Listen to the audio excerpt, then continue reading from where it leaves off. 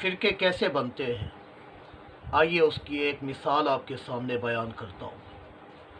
Face بک پر مجھے ایک message receive ہوا اور اس کے اندر ایک شخص جو ہے وہ اندھی عقیدت میں گرفتار ہو کر اس طرح لکھ رہا ہے کہ اگر 1,24,000 پیغمبر بھیجنے کے بجائے 4-5 عبدالستار عیدھی بھیج دیتا تو مخلوق جو ہے آٹے کے تھیلے کے لیے یوں در بدر نہ بھٹک رہی ہوتی۔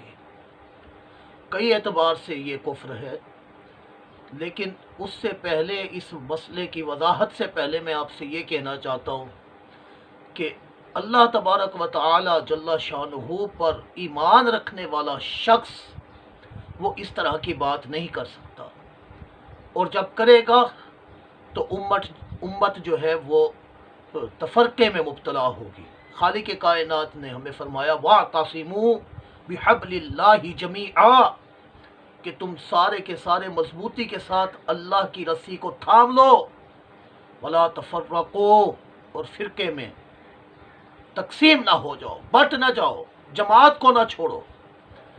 دیکھیے اب اس طرح کی بات کر کے نعوذ باللہ ایک نیا فرقہ بنانے کی کوشش کی جا رہی ہے۔ کیا عیدھی جو ہے وہ انبیاء سے بڑھ گیا؟ ہرگز نہیں ہو سکتا۔ ارے انبیاء تو دور کی بات ہے، یہ تو صحابہ سے بھی نہیں بڑھ سکتے۔ جی ہاں، کوئی بھی ولی کسی ہی مرتبے پر پہنچ جائے، اگر وہ ولی ہے، عیدی جو ہے اگر ولی ہے، اس کے علاوہ جتنے بھی اولیاء آئے، بڑے بڑے نام ہیں امت کے اندر، اگر وہ اپنی ولایت میں اس درجے تک نہیں پہنچ سکتے کہ وہ کسی صحابی کے مقام اور مرتبے کو ہی پالیں۔ ارے صحابی سیدنا صدیق اکبر رضی اللہ تعالی عنہ نے کیسی خدمت کی دین کی، اور ان کے خرچ کرنے پر خالق کائنات جل شانہ جو ہے وہ فرشتوں کو حکم دے رہا ہے کہ تم بھی ٹاٹ کے لباس پہن لو، اور پھر باقاعدہ ان کے حق میں آیت نازل ہو رہی ہے۔ جی ہاں، الذی یؤتی مالہ یتزکا، کہ وہ جو اپنا مال دیتا ہے کہ ستھرا ہو۔ تو رب کائنات جل شانہ صدیق اکبر کی عظمت کو اس طرح بیان کر رہا ہے، اور پھر بھلا یہ کیسے ہو سکتا ہے کہ کوئی شخص جو ہے وہ کسب کے ذریعے سے نبوت اور صحابیت کے مرتبے کو پالے؟ نہیں، نبوت اور رسالت جو ہے یہ کسبی نہیں ہے، یہ خالق کائنات جل شانہ جسے چاہے عطا کرتا ہے۔ جی ہاں، یہ کسی کے عمل کے، کسی کی اخلاق سے، کسی کے پیار سے، کسی کی راہ خدا میں خرچ کرنے سے نہیں ملتی۔ اللہ تعالیٰ جل شانہ جنہیں رسالت عطا فرما رہا ہوتا ہے، انہیں پہلے سے ہی، چاہے انہوں نے اعلان نبوت کیا ہو یا نہ کیا ہو، پہلے سے ہی انہیں اخلاق رذیلہ سے، بری عادات سے، توہمات سے محفوظ رکھتا اور بچا کر رکھتا ہے۔ اور پھر اللہ مالک ہے، اللہ اعلم حیث یجعل رسالتہ، اللہ وہ خوب جانتا ہے کہ وہ اپنی رسالت کہاں رکھے، اور یہ رسالت ذالک فضل اللہ یؤتیہ من یشاء، یہ رسالت وہ جو ہے یہ تو اللہ کا فضل ہے، اللہ جسے چاہے عطا کرے، واللہ ذو الفضل العظیم، اور وہ تو بڑے فضل والا ہے، بڑے فضل والا ہے۔ تو کہنا یہ چاہتا ہوں کہ اس طرح کے باتیں کر کے خدا را امت کے لیے ایک نئی راہ کو ہموار نہ کیا جائے۔ کوئی شخص جو ہے وہ نبی اور رسول کے مقام اور مرتبے تک ہرگز نہیں پہنچ سکتا۔ تو یہاں اس شخص نے دو اعتبار سے کفر کیا۔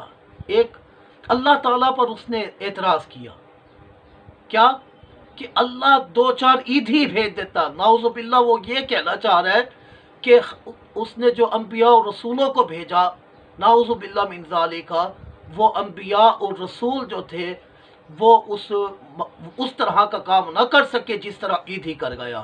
لا حول ولا قوت الا باللہ العلی العظیم۔ اللہ پر اعتراض کرنے کی وجہ سے یہ بندہ کافر ہو گیا۔ اور دوسرا یہ کہ انبیاء کی شان میں کمی کر رہا ہے۔ خالق کائنات تو فرماتا ہے تلک الرسل فضلنا بعضهم علی بعض، یہ رسول ہے، ان میں سے ہم نے بعض کو بعض پر فضیلت دی ہے۔ کسی کے لیے، کسی بشر کے لیے، کسی انسان کے لیے یہ نہیں فرمایا۔ فرمایا ہے تو صرف رسولوں کے لیے فرمایا، اپنے رسولوں کے لیے فرمایا کہ ان کی شان اور عظمت کو ہم نے اس طرح سے بیان کیا ہے۔ تو کہنا یہ چاہتا ہوں، انبیاء اور رسول کی شان میں گستاخی کر کے بھی یہ شخص جو ہے کافر ہو گیا۔ اور خدا را میں ہاتھ جوڑ کے عرض کرتا ہوں، توبہ کر لیجئے، اپنی آخرت کو برباد نہ کیجئے اور ایک نئے فرقے کے موجد نہ بنیے۔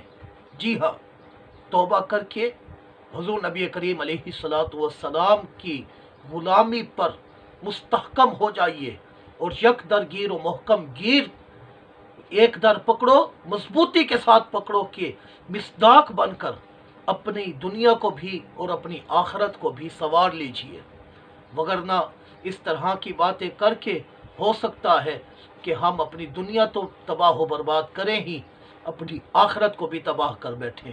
اللہ تعالی ہمارے حال پر رحم فرمائے۔ اور یہ بھی یاد رہے کہ جتنے بھی انبیاء کرام علیہم السلام آئے، ان کی تعظیم جو ہے یہ فرض عین ہوا کرتی ہے، اور ان کی ادنا سی بھی گستاخی کرنا اور ان کے ادب کے، ان کی شان کے خلاف بات کرنا یہ کفر ہے۔ بلکہ رب کائنات تو قرآن پاک میں یوں ارشاد فرماتا ہے، انا ارسلناک شاہدا ومبشرا ونذیرا، کہ بے شک ہم نے تجھے شاہد، گواہ، ڈر سنانے والا، خوشخبریاں دینے والا بنا کر بھیجا۔ کیوں؟ لتؤمنوا باللہ ورسولہ، کہ وہ اللہ اور اس کے رسول پر ایمان لے آئے، اور وتوقروہ وتعزروہ وتوقروہ، اور وہ رسول کی تعظیم اور اس کی توقیر اور اس کی عزت کرے، وتسبحوہ بکرۃ واصیلا، اور صبح شام وہ اللہ کی پاکی بیان کرے، عبادت کرے۔ تو اس آیت کے اندر ہمیں یہ بتایا گیا کہ تمہارا کوئی بھی عمل، چاہے وہ کتنے ہی مرتبے پر پہنچ چکا ہو، اور 1,24,000 عیدھی آ کر ساری روئے زمین صدقہ کر ڈالیں، تو بھی جب تک تعظیم رسول نہیں ہوگی اس شخص کا یہ عمل قبول نہیں کیا جائے گا۔ کیونکہ پہلے فرمایا اللہ اور رسول پر ایمان لے آئے، پھر رسول اللہ کی تعظیم و توقیر کرے، اور آخر میں فرمایا کہ جا کر اعمال کرے۔ تو اب رسول اللہ کی تعظیم اس کے اعمال کی قبولیت کا سبب بنے گی، اور اگر ایسا نہیں ہے تو پھر انہیں کوئی اجر ملنے والا نہیں، ان کے یہ سارے اعمال اکارت ہیں۔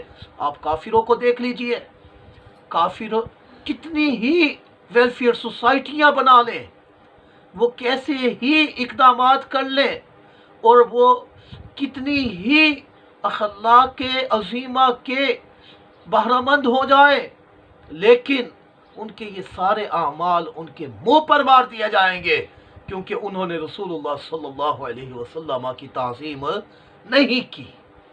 ان کی تعظیم چونکہ اصل ایمان ہے، اس وجہ سے فرض عین ہے، اس وجہ سے انہیں چاہیے کہ وہ آقا کریم علیہ السلام پر ایمان لے آئے۔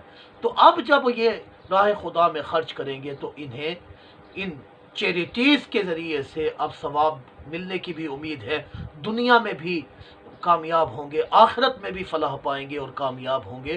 اگر تعظیم رسول نہیں ہے تو کچھ نہیں، آج لے ان کی پناہ، آج مدد مانگ ان سے، پھر نہ مانیں گے قیامت میں اگر مان گیا، آج ان کے قدموں سے لپٹ جا۔ اللہ تعالی ہمیں ان کی محبت پر وارفتگی پر استقامت عطا فرمائے۔